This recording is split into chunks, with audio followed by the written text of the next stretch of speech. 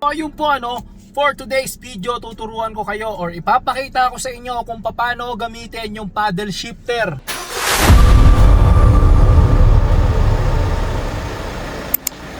Ito, paddle shifter. Tsaka ituturo ko na din kung paano gamitin yung manual mode nito dito. Papakita ko yan lahat sa video na to, kaya subscribe na kayo, pa-like and pa-share na rin sa mga tropa natin dyan. Peace! So yun, uumpisa natin sa dalawang way kung paano natin i-activate yung ating paddle shifter or tinatawag nating manual mode, no? Yung una is pag binaba natin to, tapos nasa drive mode tayo, then slide left natin yung ating cambio, makikita mo na agad na nasa primera tayo. Yan, nakikita naman, 'di ba? Yung sa video. Okay, yan yung isa. Tapos aandar tayo nito. Hindi na aalis sa primera yan kahit sobrang tumaas yung gauge natin. Yan, kita ba dyan? Okay, kita ng bahagya. Yan, kahit tumaas yung ating RPM, hindi na yan aalis sa primera. So yun yung isang way. Tapos yung isang way naman is halimbawa umaandar na kayo, no? Ayan, umaandar tayo. Tapos bigla ninyong pinitik itong plus ng paddle shifter. Ito kasi yung pang shift up, ito yung pang shift down, yung nasa kaliwa. So bigla nyong pinitik to, aabante na agad yan, lilipat na agad yan sa manual. So para i-turn off yan, i-hold mo lang ng matagal itong plus, itong paddle up. So mahanap muna tayo ng diretsong lugar.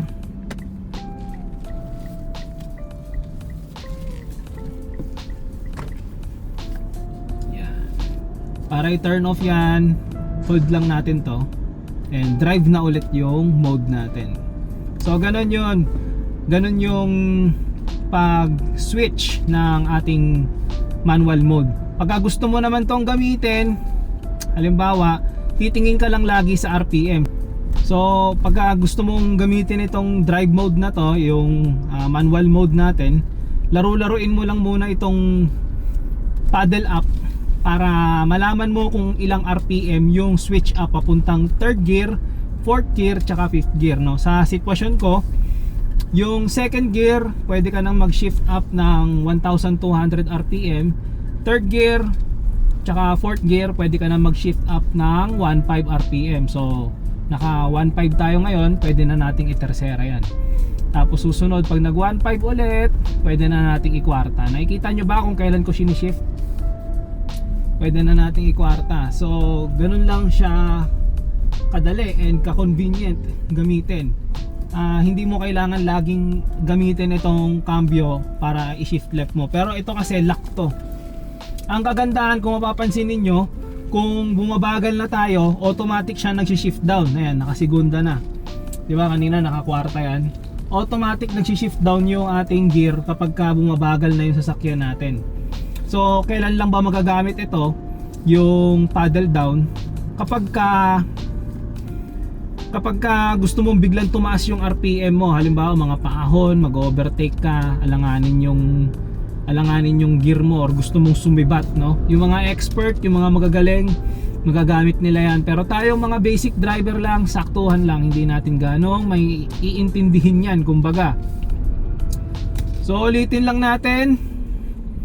Automatic bumababa yung ating gear kapag bumabagal yung sasakyan. Papakita ko sa inyo, babagalan natin. Tignan ninyo yung gauge, 20 na lang. Okay, segunda na lang tayo. O, diba? Gapang-gapang na lang yan.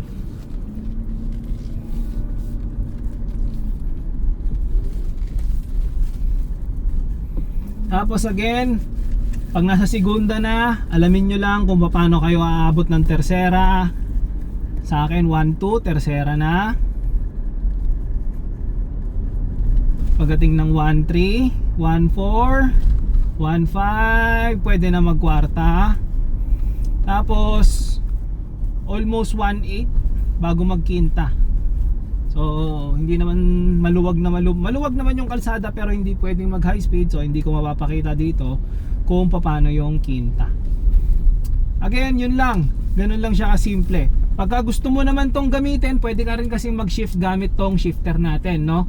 So, papakita ko rin sa inyo. Okay, nakasigunda na tayo. Liliko lang ako saglit. Ikot-ikot lang tayo.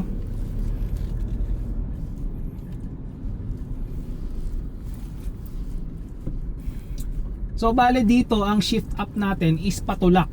Pataas din, no? Kaya hindi ka malilito. So, ipupush mo lang to papuntang left. Ayan, nakalock na tayo sa manual mode. So, same din, titingin kayo sa RPM. 1.5, pwede na magtersera. Tapos pagdating ng 1.5 ulit, kwarta. Wala namang ganong sasakyan, pwede nating bilisan.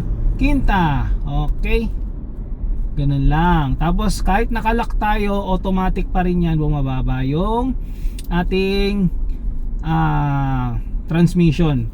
Automatic pa rin siyang bumabagsak pag bumabagal na yung sasakyan natin. Kaya hindi gaano magagamit itong paddle down tsaka itong pababa nitong cambio natin. So yun, napakadali. Very effective siya para sa akin ngayong mataas yung gasolina. Sa mga hindi nakakaalam, April 2026, pumalo po ng 150, almost 150 ang presyo ng diesel per litro. So very effective siya para sa akin kasi hindi ko na napapataas yung RPM ko. Kasi pagka nag automatic mode ka, pumapalo ng 1.8 yung RPM natin eh. Pumapalo ng 1.8, minsan 2,000, 2,200, and masyado na yun gasta sa gasolina. Pero tingin ko yung timpla ni Mitsubishi dito sa ating RPM or sa ating transmission, yun talaga yung perfect supposedly. Pero kung gusto mong makatipid, kung gusto mong mababa lang yung expense sa gasolina, mas maganda sana kung mababa lang lagi yung ating RPM tuwing nagmamaneho. Well, yung mga naka-manual talaga na sasakyan, yung mga naka-empty, di ba? Ang RPM talaga nila is hindi laging sobrang taas. Kaya mapapansin ninyo yung mga manual na sasakyan sobrang tahimik tumakbo. Hindi sila ganong maingay, hindi sila ganong maugong. Kasi naka low RPM lang yung mga yan. Pagka nakarinig yan sila ng medyo mataas na yung RPM, nag-shift na agad sila ng gear dito sa manual nila na transmission. Well, tayo first time nating makagamit ng manual sa sasakyan, sa kotse. Although naka manual naman yung motor ko, medyo nangangapa pa tayo. Hindi pa tayo ganun kasanay. Nandito pa tayo sa point na tinitignan natin yung RPM sa tuwing mag-shift tayo ng gear. Hindi katulad ng mga veterano talaga, yung mga viewers ko dyan na naka-manual na Montero. Shout out sa inyo. Alam kong kayo, pag nagda-drive kayo, kutob-kutob na lang talaga kapag nag-shift kayo ng gear. Alam na alam ninyo yung tunog, di ba? You are in one with your car. Ganun talaga kalulupit niya mga nagmamanual na yan. Kaya bilib na bilib talaga ako sa mga nakamanual na sasakyan. Sobrang idol ko talaga yung mga yan. Ako kasi hindi ako ganun kagaling, hindi ako ganun karunong pagdating sa manual. Although kaya kong i-drive, napapa-under ko. Pero kumbaga yun din, nakatingin pa rin tayo sa RPM. At kailangan may guide pa rin ako nung biyanan ko na magaling mag-drive, diba? So yun, quick recap lang. Paddle shifter, bumabagal, bumababa ng kusa. Ganun din to, ganun din to. Pagka naka-on to, pwede mong gamitin to. Pwede mo rin gamitin to, kahit alin dyan, no? So ganun lang siya kadaling gamitin. By the way, na-invento kasi tong paddle shifter talaga para to sa mga nagre-race sa mga nangangarera. Napanood ko to kay Sir Ride with Levi. Kasi mas mabilis daw talagang pang-shift yung paddle shifter kumpara dun sa mga manual na ginaganon dito na may clutch, no? So ganun din yung pagkakaintindi ko. Mas mabilis naman talaga ng D-Hamak. Talagang D-Hamak. Isipin mo, pipitik ka lang din dito, magsi-shift na ng gear, di ba? So yun, kung may mga katanungan kayo, paki-comment down below naman, no? Para malaman natin kung ano pang mga insights ninyo tungkol dito sa paddle shifter. Kasi ako, Kung ano yung mga sinabi ko dito sa video, yun na talaga halos lahat ng alam ko. Ngayon, kung meron pa kayong mas nalalaman sa akin or meron kayong gustong malaman na hindi ko na isama dito sa video natin, comment down below please, para magkaroon ako ng idea kung ano yung kailangan kong i-video, i-research, di ba? Para pare-parehas tayong natututo dito sa channel ko.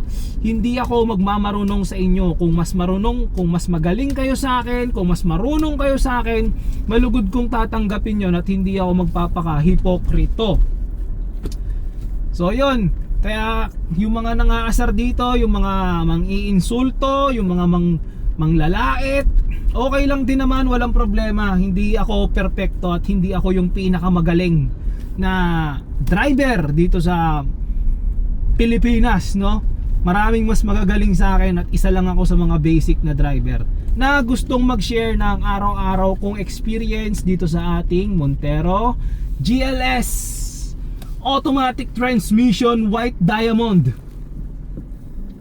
Di ba? Okay ba 'yon? Di ba? Gusto ko lang din mag-share sa inyo na mag-share. Kaya para sabay-sabay tayong matuto.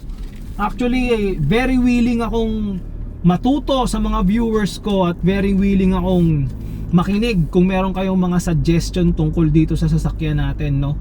Hindi ako na mamimili ng knowledge. Kahit maliit lang yan, kahit kapirasong bagay lang yan, kung kaya ninyo akong turuan at kaya ko kayong turuan, gawin natin parehas para sabay-sabay tayong mag-grow.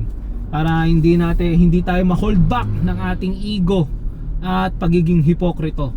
Kasi once na mataas ego mo, ayaw mo matuto sa iba, hipokrito ka, ayaw mo matuto sa iba, mag-i-stay ka lang kung nasaan ka ngayon.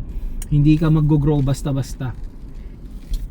Tayo, gigil tayo at gustong-gusto nating matuto sa maraming bagay. Kaya gusto kong makinig sa lahat ng suggestion ng maraming viewers natin dyan, ng maraming manonood natin dyan.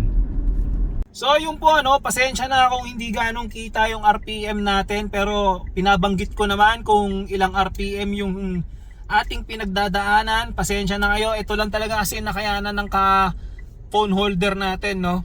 Wala pa akong pwedeng ilagay dito at as you can see, wala akong kasama na tutulong sa akin mag-video kung paano yung paddle shifter.